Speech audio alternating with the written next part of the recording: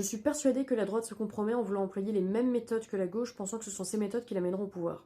C'était français, ça. Je pense à la méthode de Charles Lalonde en commission d'enquête face à Patrick Cohen. Je n'aime pas Patrick Cohen. Je trouve que c'est un moralisateur qui, à longueur de temps, à longueur d'années, nous explique sur le service public ce qu'on doit faire, ce qu'on doit penser, ce qu'on doit croire, ce qu'on doit voir. C'est juste insupportable.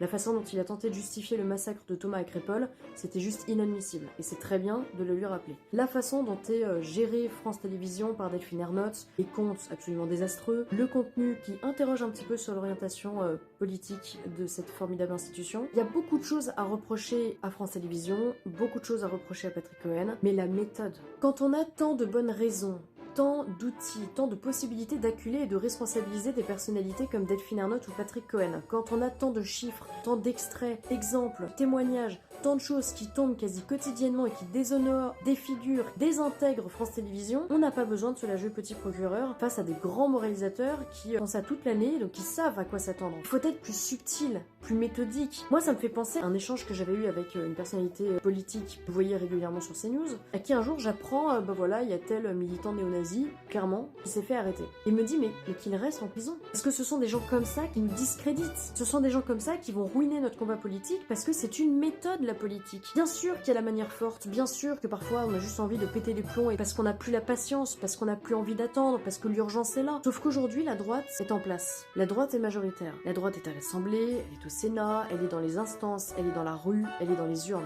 Pourquoi vouloir absolument tout gâcher en employant des méthodes purement militantes qui ne servent à rien? Pourquoi se discréditer à ce point juste pour sensationnaliser le débat, pour créer un phénomène sur les réseaux sociaux, même pas un phénomène médiatique parce que finalement c'est pas du tout repris à part par CNews, mais je veux dire c'est une base. On a atteint le plafond de verre. Si le but c'est de se faire plaisir, de faire plaisir à sa base, visiblement on mène pas le même combat. Si le but c'est de taper plus fort, taper plus loin, on ne deviendra jamais le curseur de la morale, mais en tout cas d'apporter de la nuance, parce que c'est ce qui manque atrocement dans ce pays, de la nuance, là on aura gagné.